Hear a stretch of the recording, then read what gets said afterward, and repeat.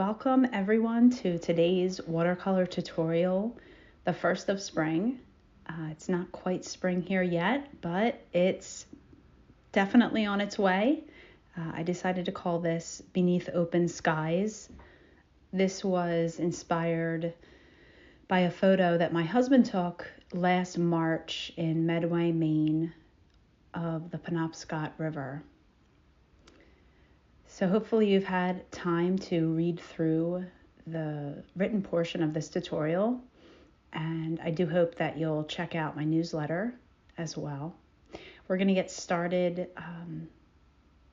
in a few seconds. Just gather up all your things, and here we go. So we're going to start with a light wash in the background. So I'm doing a wet on wet technique. I did accidentally get a bit of purple on my painting before I began, so I kind of pulled that off because I decided I did want a blue sky, and I'm just going to paint over it. So these accidents happen, and we just kind of go with the flow.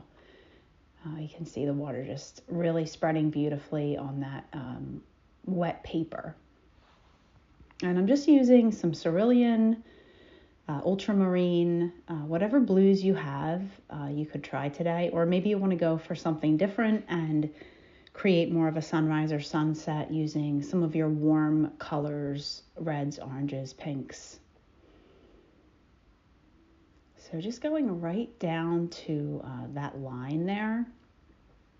That is the horizon line where the earth and the sky are kind of meeting. And our sketch was pretty simple today. I did not put any guidelines in for the sketching. It was a lot of really light lines that I did. I'm mainly doing this entire piece with paint, so I would encourage you to try it. And remember, you can always do this again if it doesn't come out the way you like it the first time. I've definitely done more than one of these paintings. Sometimes you just want to try different colors, or it gets too wet, or whatever. It doesn't work out and you want to try it again. It's all part of the process. So I'm just layering in my blues now. I really want a watery effect for this, and the amount of water that you apply is going to kind of determine what your colors are going to look like. So we're moving down to the bottom now, where the grass is green. No more snow in this one, and just a little bit of light water down here, and then just kind of dabbing. I'm dabbing in some of my green tones. I'm not doing necessarily a full shade of green yet. Layering in these shades of green are going to give it a richness and a depth. So I can mix some greens. I can use greens straight out of the tube or palette. Yellow is always a great option to add in. Some blues to get some of those deeper greens. Even some raw siennas and umbers would work.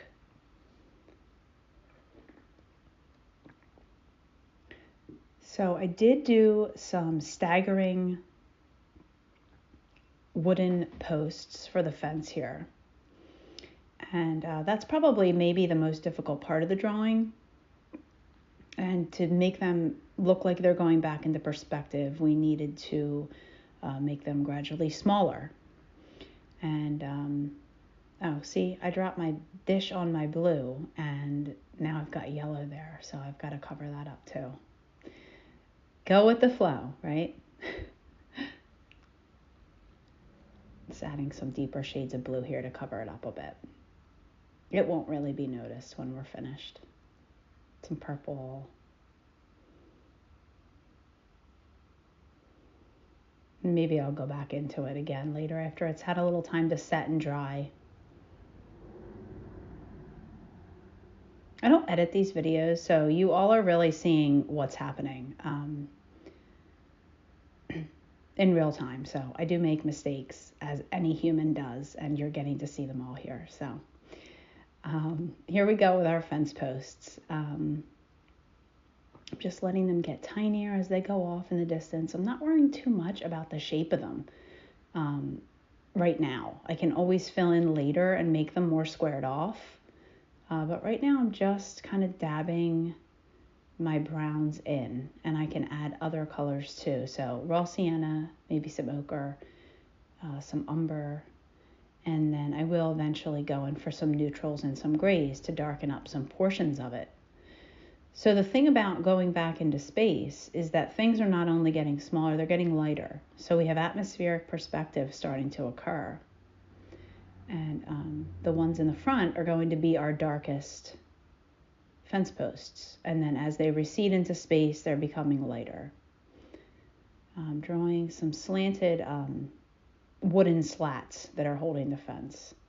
And again, not too precise, right? It's sort of adding to this idea of a rustic fence when they're not perfect.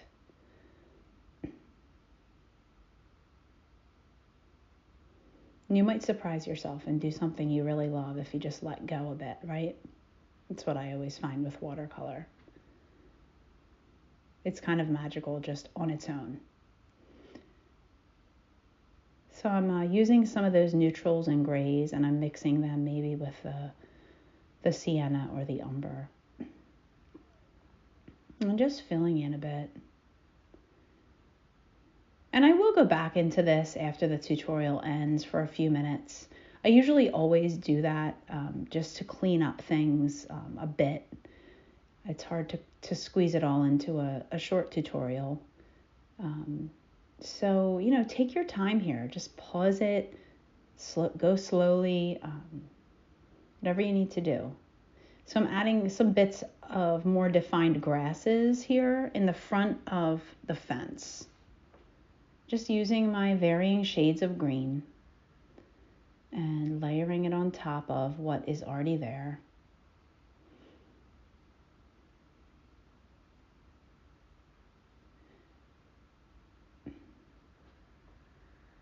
Now, in my husband's photo, there was a very large tree that was kind of right in the front of it, and it's nice and dark. So I'm going to layer in a lot of greens and neutral tones and grays here to get that dark look of it.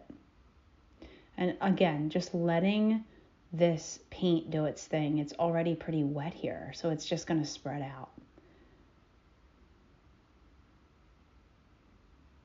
There's another small tree there. And there's also a lot of trees in the distance kind of surrounding the lake. So I'm adding those in against that horizon line.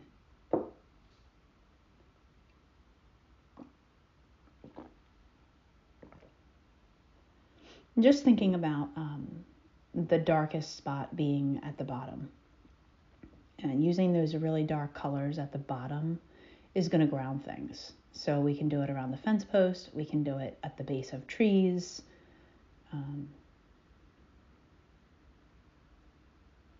So if you did have a chance to look at my watercolor techniques tutorial, you can see that a lot of those techniques just start to come in intuitively when we're painting. Blooming, wet on wet. Even the dry brush, you occasionally will go on top of something with a more dry brush and just the wet paint. I do use a lot of wet on wet techniques in my painting, but you certainly don't have to if you prefer the dry brush. You can just use a little bit of the wet on wet techniques. So this is just moving some of this paint around into a dry area. The river area is still pretty dry, and I'm just working on moving some paint in. And you can see how the sky is starting to change. So one of the greatest things about watercolor paint is it's just continually changing until it dries. There's absolutely nothing permanent about it. It's going to keep shifting at least a little bit.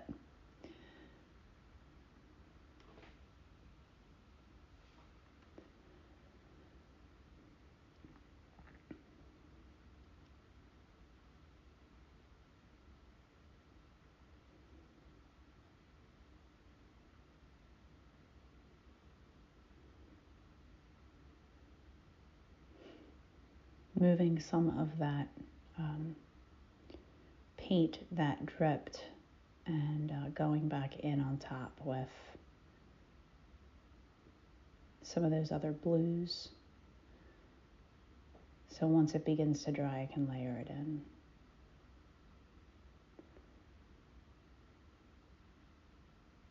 And it's still wet enough that it's just going to spread, so I might even have to do it again.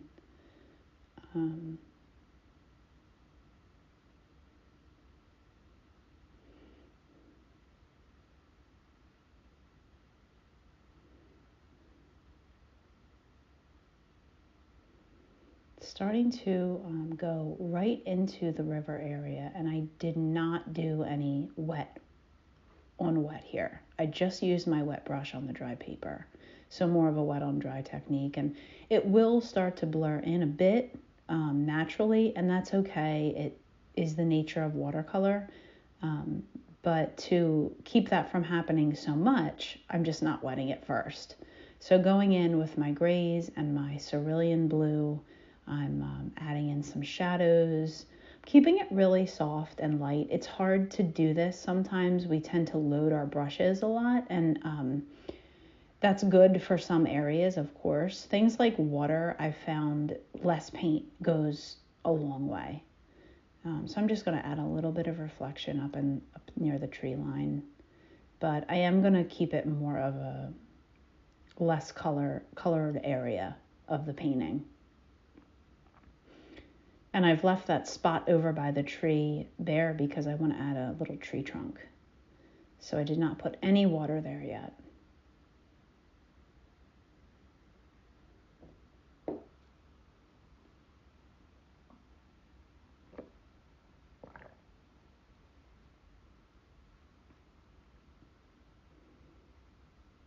So just continuing to add that color in, and as it dries, even a little bit, you can add more and kind of just keep building the color.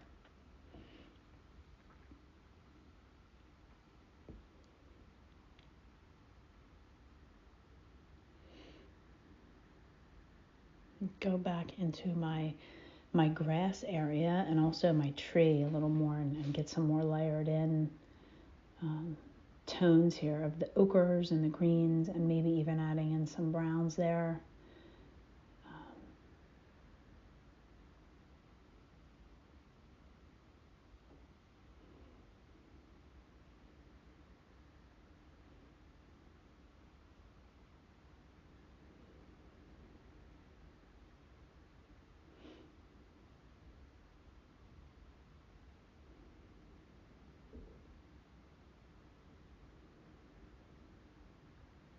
So as the paint is drying and we're adding more color, you're going to start to see maybe less spreading, maybe just, a little bit of that color seeping out, and it ends up being just how you like it. So this is all just sort of happy accident, but also a little bit of technique. It's about timing. You may want to sit your painting aside and let it dry a bit. I'm going to go right in with a little piece of cloth that has not much weaving to it because I don't want to leave any imprints, and I'm just building out a little bit of clouds, and also that is a lot of blue paint there, and I want to remove some of it. So if you have a thin cloth or something that you can use, you can take paint away. You can also brush paint away with a clean, wet brush. But all this is going to sort of help with depth. So thinking about how we want our darkness and lightness to hit each other and our contrasts. So still working out that yellow that I dropped on my painting.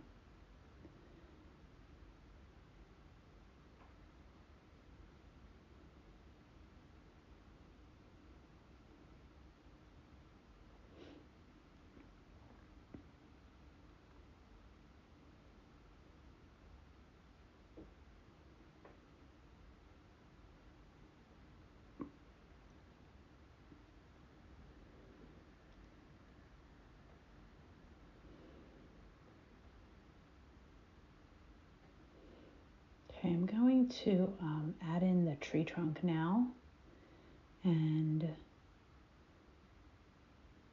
just a few branches because it is at a distance. I'm using a thin brush here. If you have a thin, round, pointed brush, it's helpful. A little bit of the darkening of our wood posts. And I do like to move around the page a lot. I find that it keeps me from getting locked into one area and kind of hyper focusing on it.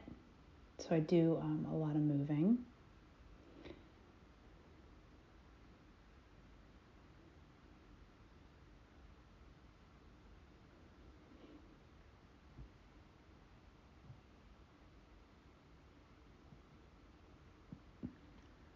And once this has a little bit of time to dry too, I'll look at it again and I'll think to myself, I want to add this, or I want to add that, or I want to remove a little bit of paint here. And, so it seems like it's getting done really fast, but in reality, I'm probably spending at least another, 15 minutes or so on this after it dries. So please take your time, and I hope that you all share your pieces in the comments. I would love to see what you make, how you make this your own. Maybe you decide to add an animal or something else in the forefront. I almost added a duck, but maybe that'll be another tutorial. I do love ducks and chickens, so I feel like they're coming soon.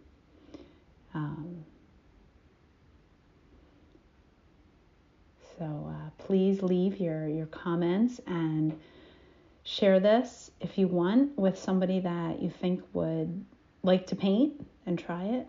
And I'm just going to keep adding in some of those contrasting tones to keep going with our depth and shadows too. And I will look forward to seeing all your work and seeing you here next week.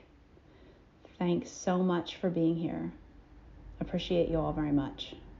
Take good care.